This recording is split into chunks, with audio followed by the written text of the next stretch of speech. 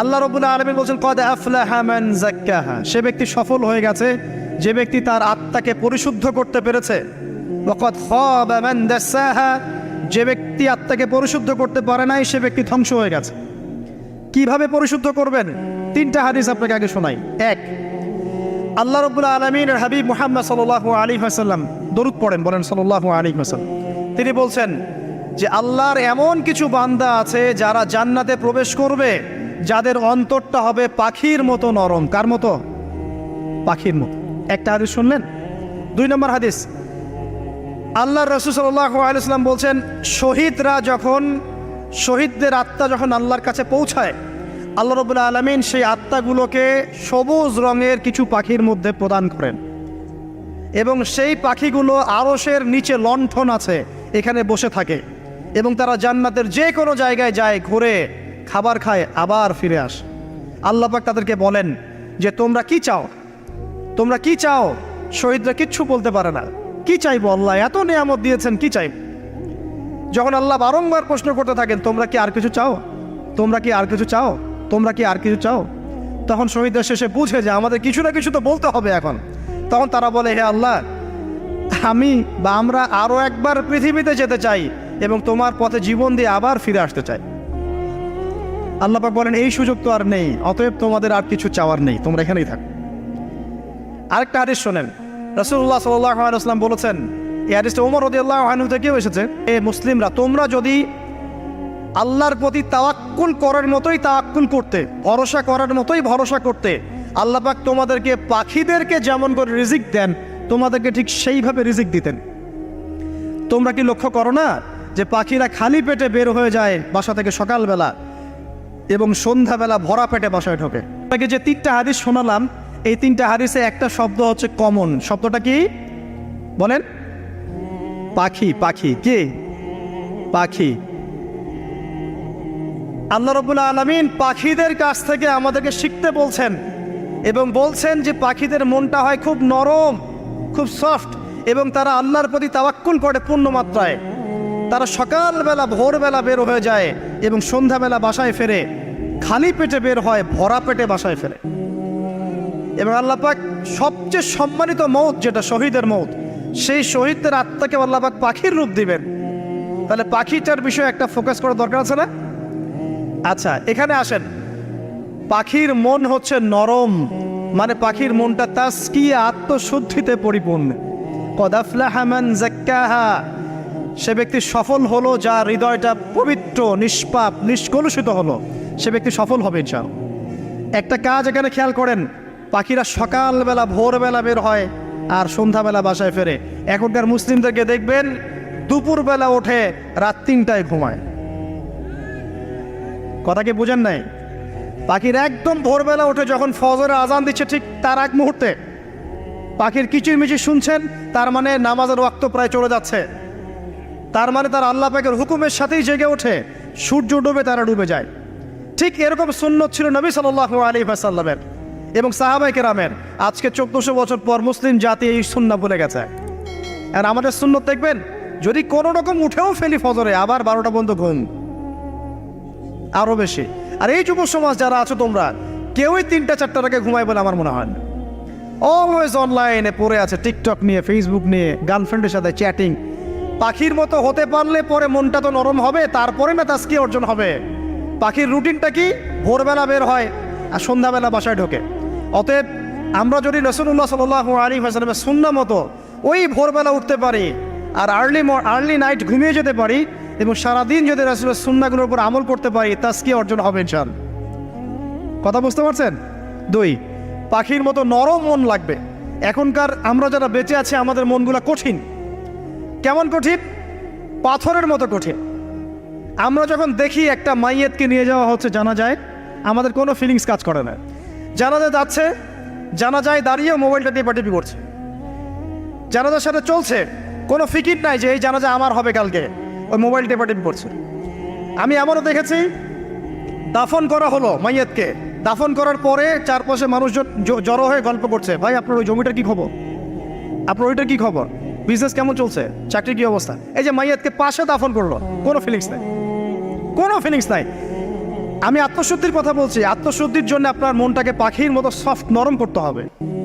যখন আপনি সফট নরম করবেন এবং আত্মশুদ্ধি অর্জন করবেন, তখন দুই ডানা মেলে আপনি আকাশে উঠতে পারবেন। এসব আত্মশুদ্ধি অর্জন না করতে পারলে ডানা কেটে পড়ে যাবে, তখন আর আকাশে উঠতে পারবেন না। কোন আকাশে? ওই যে শহীদের রূহ যে আকাশে চলে গেছে, ওই আকাশ। অতএব মন কেন কঠিন হলো প্রিয় ভাই? এক নম্বর কারণ, আমরা শিরকের পাপে লিপ্ত আছে। এক নম্বর, শিরকের পাপে লিপ্ত থাকা অবস্থায় মুসলিমদের মনটা কঠিন হয়ে গেছে। আপনি কি মনে করছেন আমরা শিরক করি না? মুসলিমরাও কবর পূজা করে, দেখবেন মুসলিমরাও দেখবেন অনেক ক্ষেত্রে মাজার পূজা করছে। আমি বলিনি যে অলি আউলিয়ার মাজার জিয়ারত করা যাবে না, আমি এই কথা বলছি না। কিন্তু আপনি মৃত মানুষের কাছে আপনার ভালো মন্দ চাইতে পারেন না। কথা বুঝতে পারেন না? আমরা অবশ্যই অলি আউলিয়াদের কবর জিয়ারত করব। এটা আপনাকে মৃত্যুর কথা স্মরণ করাবে। তাদের একটা রব আছে, যেটাকে আমরা প্রভাব বলি, এটা আপনার মধ্যে আসবে। আমরা অবশ্যই জিয়ারত করব। জিয়ারত করতে বলেছেন নবী সাল্লাল্লাহু আলাইহি ওয়াসাল্লাম, কারণ এটা আপনাকে পরকালের কথা কি করবে? স্মরণ করাবে। উমরা করতে যান, আল্লাহ পাক সবাইকে তৌফিক দান করুন উমরা হজ করার এবং বড় হজ করার, আমি দোয়া করি। ওখানে সবচেয়ে সেরা যে দৃশ্যগুলো দেখা যায়, তার মধ্যে একটা রাসূলুল্লাহ সাল্লাল্লাহু আলাইহি ওয়াসাল্লামের রওজা। ওখানে গেলে চোখের পানি ঝরে না এমন কোনো মুসলিম নাই, আছে? নাই। আরেকটা সবচেয়ে মন নরম করা একটা দৃশ্য হচ্ছে জান্নাতুল বাকি, যেটা আমরা বাকিউল গারকাত বলি, যেখানে আপনি দেখবেন সাহাবায়ে কেরাম রাদিয়াল্লাহু আনহুমের কবর, যতদূর চোখ যায় তাদের কবর। কবরের কোনো মাজার নাই, সেখানে কোনো তাওয়াফ হচ্ছে না কবরকে কেন্দ্র করে, সেখানে কবরে কেউ ফুল চড়াচ্ছে না, একটা ছোট্ট পাথর দেখা যায়, খেলে আর কিছু না। পৃথিবীর সবচেয়ে শ্রেষ্ঠ মানুষগুলো সেখানে শুয়ে আছেন। ওখানে গিয়ে দাঁড়াবেন, দেখবেন নিজেকে তুচ্ছ বলে মনে হবে আমি এই পৃথিবীতে আর কি করছি। সেরা মানুষগুলি মাটির নিচে, আমি এখানে কি করছি? তো দেখুন প্রিয় ভাইরা, অবশ্যই অলি আউলিয়াদের কবর জিয়ারত করবে, কিন্তু মৃত ব্যক্তি আপনার কল্যাণ করতে পারবে? অকল্যাণ করতে পারবে? হ্যাঁ, তারা আল্লাহর কাছে সুপারিশ করতে পারবে আল্লাহ পাক যখন তাদেরকে অনুমতি দিবেন। তারপরে আল্লাহ পাক যখন অনুমতি দিবেন, তখন নবী সাল্লাল্লাহু আলাইহি ওয়াসাল্লাম সুপারিশ করবেন, অলিয়া উলিয়াগণ করবেন, আলেম ওলামা করবেন, শহীদগণ করবেন, হাফেজে কোরআন করবে, অনেকেই করবেন। সব আল্লাহ পাক আমাদের তাকদিরে এইসব সুপারিশ নসিব করুন বলি না আমি। মুসলিমরা আজকে শিরিক করছে অনেক ক্ষেত্রেই। দেখবেন হাতে একটা এই যে বালা পরে আছে, খুলে না। কেন খুলেন না ভাই? বলে যে এটা খুললে যদি রোগ হয়। রোগ দেওয়ার মালিক কে? ওই বালা না আল্লাহ? এই যে আপনার বিশ্বাস জন্মে নিয়েছে, এই যে বিশ্বাসটা জন্মিয়েছে আপনার হাতের উপরে, এই বালার উপরে, এটাই শিরক, এটাই শিরক। যদি আপনি বিশ্বাস করেন যে এটা হাতে থাকলে আপনি সুস্থ থাকবেন, হাত থেকে খুলে পড়ে গেলে আপনি আর বাঁচবেন না, এই যে কল্যাণ অকল্যাণের মালিক আপনি কাকে করলেন? ওই বালাকে করেছেন, আল্লাহকে করেন নাই। এখানে শিরক হয়ে গেছে, খুবই সূক্ষ্ম শিরক। আপনি নামাজ পড়ছেন মনে করেন, এখন কিছু মানুষ আসলো, এখন দেখছেন যে হুজুর তো আমার নামাজ দেখছে, নামাজটা খুব সুন্দর করে পড়ার চেষ্টা করলেন, লম্বা নামাজ, সেজদা গিয়ে আর উঠছেন না, খুব সুন্দর নামাজ পড়ছেন। এই যে মানুষকে দেখানোর জন্য নামাজটা পড়ছেন, এটা শিরক। এটা কি? এটাও শিরক।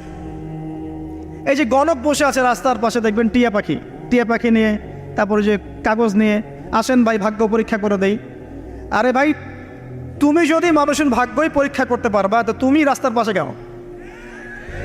তো তোমার ভাগ্য কেউ পরীক্ষা করেনি কখনো? এতটুকু কমন সেন্স আমাদের নাই। ও যদি আমার ভালো মন্দ করতে পারে বা ভবিষ্যৎ বলতে পারে, তাহলে ও রাস্তার পাশে বসে আছে কিছু? ওর তো প্রাইম মিনিস্টার হওয়ার কথা, এখন ওর তো ইলেকশন করার কথা। তো দেখেন, এই যে ওখানে গিয়ে আমরা কি করি? ভাই আমার হাতটা দেখে দেন, ভাই আমার অতীত বলে দেন, ভবিষ্যৎ বলে দেন। এবং এগুলো দিন দিন বাড়ছে, কিন্তু এই রাশিফল, কবিরাজি, গণকি, এগুলো দিন দিন বাড়ছে। এবং আমি লক্ষ্য করছি দিন দিন আরেকটা জিনিসও বাড়ছে, সেটা হলো জাদুবিদ্যার চর্চা করা। এবং গ্রামে গঞ্জে কুফুরি বাড়ছে না? কুফুরি করা, তাবিজ করা, বিচ্ছেদ করা, স্বামী স্ত্রীর বিচ্ছেদ করা, মেয়েকে বশ করা, সন্তানকে বশ করা বাড়ছে না? সবই শিরক, এগুলো সবই কুফুরি। এগুলো মুসলিমরা করছে না। মুসলিমরা এসব শিরকে লিপ্ত আছে বলেই তো অন্তর কঠিন হয়ে গেছে। ফাকাসাত কুলুবুহুম, তাদের অন্তর কঠিন হয়ে গেছে। তো একটা হাদিস বলে এখানে খালি, নবী সাল্লাল্লাহু আলাইহি ওয়াসাল্লাম বলছেন, যদি কেউ কোনো গণকের কাছে যায়, গিয়ে বলে দেখেন তো আমার হাতটা একটু, ও কিন্তু বিশ্বাস করে না যে এ ভবিষ্যৎ বলতে পারে, খালি এমনি বলেছে একটু দেখেন তো, বলার সাথে সাথেই 40 দিনের নামাজ কবুল হবে। আর যদি তার বলা কথায় বিশ্বাস করে যে হ্যাঁ তোমার ভবিষ্যৎ খুব ভালো, তুমি চাকরি পাবা, এটা করবা সেটা করবা, এবং সে বিশ্বাস করলো হ্যাঁ এটাই হবে। তখন নবী সাল্লাল্লাহু আলাইহি ওয়াসাল্লাম বলছেন সে যেন আল্লাহর পক্ষ থেকে যা নাজিল হয়েছে, মানে এই যে কোরআনুল কারীম, এই কোরআনকে যেন সে অস্বীকার করলো, মানে কুফরি করলো। এগুলো আমরা করছি না ভাই? অনেক কিছু করছে। আমরা স্তম্ভের পূজা করছি, অনেক মুসলিম আগুনের পূজা করছে। আগুন জ্বালিয়েছেন, মাথা নত করছেন কেন? আগুনের সামনে আপনি মাথা নত করবেন কেন? আপনি একটা স্তম্ভের সামনে, গাছের কাছে, গাছের সামনে দাঁড়িয়ে মাথা নত করে ধ্যান করবেন কেন? আপনি মেডিটেশন করছেন কি জন্য? আপনাকে নামাজ দেওয়া হয় নাই? 5 ওয়াক্ত নামাজ দেওয়া হয় নাই? নামাজের চেয়ে বড় মেডিটেশন কিছু আছে নাকি? আপনি ধ্যান করছেন কি জন্য? অনেক মুসলিম তো জিনেরও উপাসনা করছে, জানেন? অনেক মুসলিম জিনকে তাবে করার চেষ্টা করছে। আর জিন বলে একটা জাতি আছে, এটা সত্য। তো এরকম প্রতিটা ক্ষেত্রে শিরক আছে। শিরক কথায় আছে, কাজে আছে, বিশ্বাসে আছে। দেখবেন মুসলিমরাই আল্লাহ ছাড়া অন্য কারো কাছে দোয়া করছে, মুসলিমরা নজর মানত করছে অন্য জায়গায়, আল্লাহর জন্য নজর মানত করছে না, অন্য কাউকে সন্তুষ্ট করার জন্য করছে। সন্তান হয় না, সন্তান হয় না, এখন কি হবে? সন্তান হয় না তো অমুকের কাছে যাও, সেখানে গিয়ে বকরি জবাই দাও, সন্তান হবে। সুবহানাল্লাহ।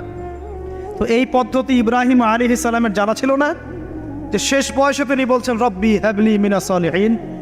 আপনি দোয়া করতে পারেন না? সন্তান হবে না কেন? আল্লাহ পাক তাকদিরে লিখে রাখলেন, অবশ্যই হবে। আর আল্লাহ পাক তাকদিরে না লিখলে কিভাবে হবে? তাকদিরে যে ব্যক্তি বিশ্বাস করে না সে ব্যক্তি হতাশ হয়। যা কিছু হচ্ছে আমাদের জীবনে সবই তাকদির, এর বাইরে একটা মানুষও যেতে পারবে না। তো প্রিয় ভাইরা, কথায়, কাজে এবং চিন্তায় আমরা অনেক শিরিক করছি। শিরিকের কারণে আমাদের অন্তর কঠিন হয়ে গেছে। আরও কেন কঠিন হচ্ছে? বেদাত। আমল করছেন নবীর সুন্নত মানার জায়গায় অন্য কিছু আপনি করছেন।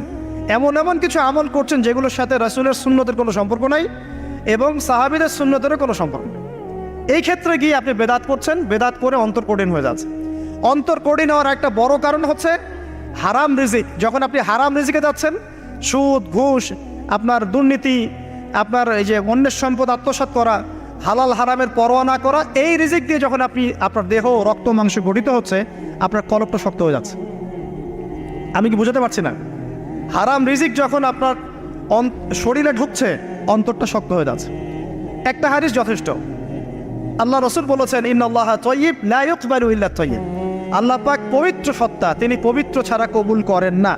আপনি 10টা হজ করে আসেন, চুরির টাকা দিয়ে, ডাকাতির টাকা দিয়ে, আত্মসাতের টাকা দিয়ে, দুর্নীতির টাকা দিয়ে, যদি কবুল হয় তাহলে কোরআন সুন্নাহ মিথ্যা হয়ে যাবে। নাউযুবিল্লাহ। কথা কি বুঝতে পারছেন না?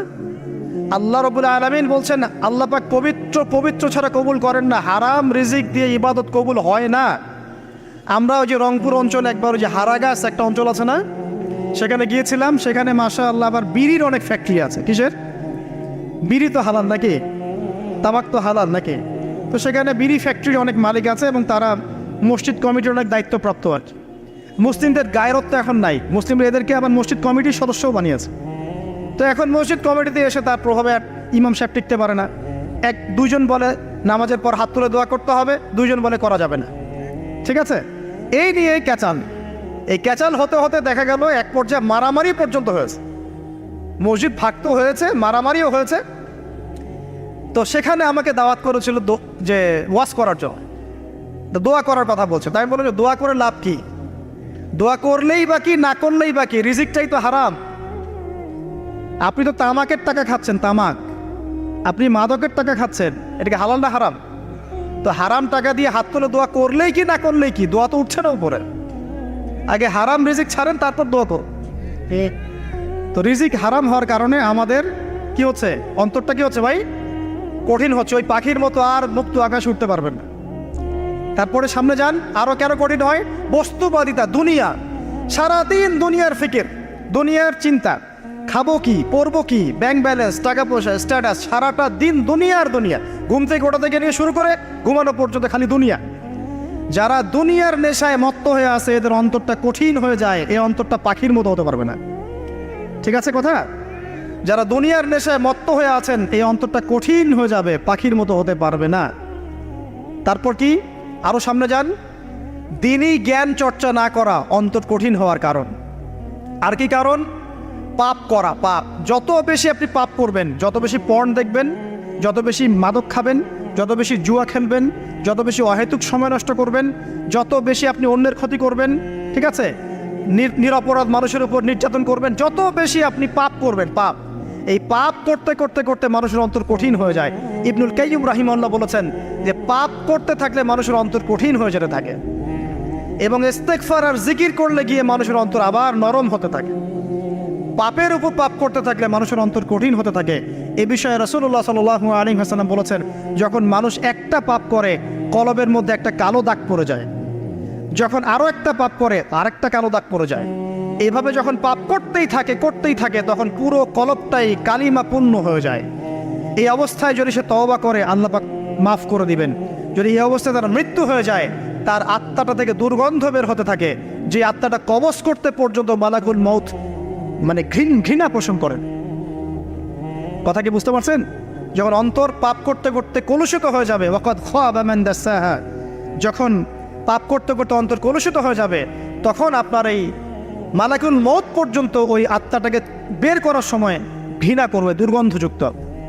আল্লাহ পাক আমাদেরকে পাপ থেকে বাঁচিয়ে রাখুন, আমিন। এরকম কিছু কাজ আছে, বস্তুবাদিতা, শিরক, বেদাত, হারাম রিজিক, সারাদিন দুনিয়ার ফিকির নিয়ে থাকা, ঠিক আছে, অন্যের ক্ষতি করা, পাপ কন্টিনিউয়াসলি করতে থাকা, এবং দিন ছেড়ে দেওয়া, দিনের এলেম ছেড়ে দেওয়া, আল্লাহ পাকের আনুগত্য ছেড়ে দেওয়া, এই কাজগুলো করতে থাকলে মানুষের অন্তর কি হয়? কঠিন হয়ে যায়। এখন সলিউশন কি বলেন? 5 মিনিটে আমি সলিউশন বলছি, কেমন করে আপনি এটাকে নরম করবেন আর পরিশুদ্ধতা অর্জন করবেন এবং ওই পাখির মতো মুক্ত আকাশে উড়বেন। কিভাবে বলবো? 1 নাম্বার, অবশ্যই শিরক ত্যাগ করতে হবে। কি করতে হবে? শিরক ত্যাগ করতে হবে, আল্লাহ পাকের তাওহীদের উপর থাকতে হবে। আল্লাহ পাক তৌফিক দান করুন। লং কিছু বলার সময় নেই আমার হাতে, একটা বই বলছি, কিতাবুত তাওহীদ। কি নাম? কিতাবুত তাওহীদ। এই বইটা অনেক ভার্সন বাজারে বের হয়েছে, কিনে দেখবেন শিরক কত প্রকার কি কি, তাওহীদ কাকে বলে কত প্রকার কি কি। যেটা বুঝবেন না, মাদ্রাসায় চলে যাবেন, আলেম ওলামার কাছে গিয়ে জিজ্ঞাসা করবেন, হুজুর এটা বুঝি নাই। ঠিক আছে? 1 নাম্বার, শিরক ত্যাগ করতে হবে। 2 নাম্বার,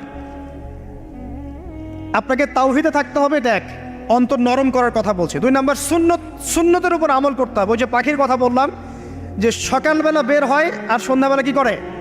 বাসায় ফেরে। খালি পেটে বের হয়, ভরা পেটে বাসায় ফেরে। তার মানে আমাদেরকেও সকাল সন্ধ্যাটা কাটাতে হবে নবী সাল্লাল্লাহু আলাইহি ওয়াসাল্লামের সুন্নত অনুযায়ী। যখন তিনি ঘুমাতেন তখন ঘুমাবেন, যখন উঠতেন তখন উঠবেন, বাকি কাজ যেমন করে করতেন তেমন করে করবেন, তখন অন্তর ইনশাআল্লাহ নরম হয়ে যাবে। ঠিক আছে ভাই? 2। 3 নাম্বার, 5 ওয়াক্ত নামাজ জামাতে। নামাজ আপনাকে যে কোনো পাপ থেকে বাঁচাবে ইনশাআল্লাহ। ভাই জেনা করছেন, নামাজ পড়েন। পর্নোগ্রাফি দেখেছেন, তাও তওবা করে নামাজ পড়েন। আপনি হারাম অ্যাফেয়ার্সে আছেন, হতাশ হয়েন না, নামাজ পড়েন। গোনা ছাড়তে পারছেন না, নামাজ পড়েন। সুদ খাচ্ছেন, নামাজ পড়েন। বেপর্দা চলছেন, তাও নামাজ পড়েন। আপনি অন্যের হক নষ্ট করেছেন, তাও নামাজ পড়েন। যে পাপই করেছেন, নামাজটা পড়েন। নামাজ আপনাকে সমস্ত পাপ থেকে বাঁচিয়ে রাখবে ইনশাআল্লাহ। ইনশাআল্লাহ আস্তে আস্তে ইনশাআল্লাহ দেখবেন সব পাপ থেকে আপনি দূরে চলে আসছেন ইনশাআল্লাহ তাআলা। 3 নাম্বার নামাজ। 4 নাম্বার, বেশি থেকে বেশি, ভাই শোনেন, বেশি থেকে বেশি পরকালের ফিকির করবেন। খালি পরকালের চিন্তা করবেন যে আমাকে মৃত্যুবরণ করতে হবে, কবরে যেতে হবে, পুলসিরাত পার হতে হবে, আল্লাহর সামনে দাঁড়াতে হবে। যত বেশি আপনি আল্লাহর ফিকির করবেন, পরকালের ফিকির করবেন, আপনার মনটা নরম হয়ে যাবে ইনশাআল্লাহ, মনটা শক্ত হবে না। 5 নাম্বার, মানুষের সাথে খুব বেশি মেলামেশা করবেন। মানুষের সাথে খুব বেশি মেলামেশা করলে ইবনুল কাইয়্যিম রাহিমাহুল্লাহ বলেছেন অন্তর কঠিন হয়ে যায়। কারণ মানুষ আপনাকে গীবত করাবে, হ্যাঁ, মানুষ খারাপ কাজে নিয়ে যাবে, বেফাস কথাবার্তা বলবেন, ও হয়তো বেফাস কাজ করবেন, ফুজুল কি বাত করবেন, এগুলো করতে গিয়ে আপনি দেখবেন অন্তর কঠিন হয়ে গেছে। এত বেশি মানুষের সাথে মেলামেশার দরকার নাই, প্রয়োজন যতটুকু অতটুকু করবেন। ঠিক আছে? আল্লাহ পাক তৌফিক দান করুন, আমিন। কয়টা বললাম? 5। 6, আমার সবচেয়ে প্রিয় নসিহত, প্রত্যেক দিন মিনিমাম 1 ঘন্টা করে কোরআন তেলাওয়াত করবেন বুঝে। আমি বলিনি না বুঝে করলে কোনো নেকি হবে না, প্রত্যেক হরফে 10 নেকি হবেই হবে, কিন্তু আপনি করবেন বুঝে। যখন বুঝে আপনি প্রত্যেক দিন 1 পারা করে বা 1 ঘন্টা করে কোরআন তেলাওয়াত করবেন, আপনার কলিজা, আপনার কলব নরম হতে বাধ্য, এবং আপনার অন্তরে আল্লাহ নূর নেমে আসবে ইনশাআল্লাহ। দেখবেন আপনার কলব থেকে সমস্ত এই যে পঙ্কিলতা, কলুষতা ইনশাআল্লাহ চলে যাবে ইনশাআল্লাহ তাআলা। 2টো জিনিস অন্তরকে পবিত্র করে ফেলে, এক হচ্ছে কোরআন তেলাওয়াত, আর এক হচ্ছে বেশি থেকে বেশি আল্লাহর জিকির এবং ইস্তেগফার। তো কোরআন তেলাওয়াত বাড়িয়ে দেন, আল্লাহ পাক সবাইকে কোরআন তেলাওয়াত করার তৌফিক দান করুন, আমিন। যারা শেখেন নাই আজকে ওয়াদা করেন যে কোরআন আপনারা বিশুদ্ধ করে পড়া শিখবেন, ওয়াদা করেন। আগামী রমজান আসার আগেই এক খতম দেওয়া চাই, পারবেন? এবং কোরআনের চর্চা বাড়িয়ে দিবেন, প্রত্যেক দিন কিছু করেন না করেন কোরআন তেলাওয়াত করতে হবে, ঠিক আছে? আল্লাহ পাক তৌফিক এনায়েত করুন, আমিন। আর বুঝে পড়ার চেষ্টা করবেন। একটা সহজ তাফসির বলে দেই, মারিফুল কোরআন বাসায় আছে না? মারিফুল কোরআন তাফসির ইবনে কাসির বাসায় নাই, জালালাইন বাসায় নাই, বাসায় নাই কিনেন। সারাদিন তো অনেক টাকা পয়সা খরচ করছেন, 3টা তাফসির কিনেন, জালালাইন কিনেন, মারিফুল কোরআন কিনেন, ইবনে কাসির কিনেন, বাসায় গিয়ে পড়া শুরু করেন। পারবেন না? যে আয়াতটা বুঝবেন না, ওলামায়ে কেরামের কাছে যাবেন, গিয়ে বলবেন হুজুর এটা বুঝি নাই, বুঝাই দেন। নিজে নিজে ব্যাখ্যা করতে যাবেন, ব্যাখ্যা করলে দেখবেন একজন পণ্ডিত বেরোছে, কিছু পণ্ডিত কোরআন পড়ে বলে কোরআনই মানি হাদিস মানি না। এরকম পণ্ডিত দেখেন নাই? কোরআনই মানি হাদিস আর মানি না, কারণ আল্লাহ নাকি নাউজুবিল্লাহ কোরআনে নাকি আল্লাহ পাক হাদিস মানতে বলে নাই, ও নাকি পায় নাই। এই জন্য দেখলাম সুবহানাল্লাহ নামাজ পড়তেছে, কোরআন থেকে নামাজ পড়তেছে, হাদিসের কোনো হেদায়েত নিবে না। মানে কীরকম যে হাত আবার ঠিকই বাঁধতেছে, হাত বাঁধতেছে, রুকু করতেছে, সেজদা করতেছে, এগুলো আবার কোথায় পাইলো আল্লাহ ভালো জানেন। হাত এভাবে বাঁধতেছে, এভাবে হাতটা বাঁধা কোরআনে কোথায় আছে আমি পাইলাম না কোথাও, ঠিক আছে? তা হাদিস ছাড়া কি এগুলো আসবে? হাত বাঁধবো, সেজদায় গিয়ে সুবহান রব্বিয়াল আলা বলছে না, বলছে আসলামতু লিরাব্বিল আলামিন, এটা কোরআন থেকে বলছে। অথচ নবী সাল্লাল্লাহু আলাইহি ওয়াসাল্লাম হাদিস থেকে বলছেন সুবহান রব্বিয়াল আলা সুবহুন কুদ্দুসুন রব্বুল মালাইকাতি ওয়ার রূহ সুবহানাকা আল্লাহুম্মা রাব্বানা ওয়া বিহামদিকা আল্লাহুম্মা ইগফির। এগুলো নাই, ও বলছে আসলামতু লিরাব্বিল আলামিন, মানে কোরআন মানি হাদিস মানি না। এত বেশি পণ্ডিত হওয়ার দরকার নাই, এরা হচ্ছে ইচড়া পাকা টাইপের পণ্ডিত। ওমর রাদিয়াল্লাহু আনহুর যুগে বেঁচে থাকলে এদেরকে পিটাই সোজা করে ফেলাইতে হবে। ফাইজলামি শুরু করছে, কোরআন মানি হাদিস মানি না। আল্লাহ পাক কোরআনে বলছেন ওয়ামা আতাকুমুর রাসূলু ফাখুযু, রাসূল যা দিয়েছেন তা গ্রহণ করো, ওয়ামা নাহাকুম আনহু ফান্তাহু, রাসূল যা নিষেধ করছেন দূরে থাকো। রাসূল যা দেন সেটা হাদিস না, রাসূল যা দেন সেটা সুন্নাহ না। তো সুন্নাহ তো সে মানেই না, আলটিমেটলি সে কোরআনই মানে না। তো আসল কথা হচ্ছে এইসব ফিতনা থেকে বেঁচে থাকবেন, কোরআন তেলাওয়াত বাড়িয়ে দেন। কয়টা বলছি? 5টা 6টা। 7 নাম্বার, বেশি থেকে বেশি ইস্তেগফার সারাদিন পড়বেন। আস্তাগফিরুল্লাহ ওয়া আতুবু ইলাইহি, আস্তাগফিরুল্লাহ ওয়া আতুবু ইলাইহি, আস্তাগফিরুল্লাহাল্লাযী লা ইলাহা ইল্লা হুয়াল হাইয়ুল কাইয়্যুম ওয়া আতুবু ইলাইহি। প্রত্যেকদিন পড়তে হবে 100 বার করে। কতবার করে? 100 বার। 8 নাম্বার, বেশি বেশি আল্লাহর জিকির, চলতে ফিরতে জিকির, সুবহানাল্লাহ, আলহামদুলিল্লাহ, লা ইলাহা ইল্লাল্লাহ, আল্লাহু আকবার, লা হাওলা ওয়ালা কুওয়াতা ইল্লা বিল্লাহ। বলবেন হাসবুনাল্লাহু ওয়া নি'মাল ওয়াকিল, ঠিক আছে?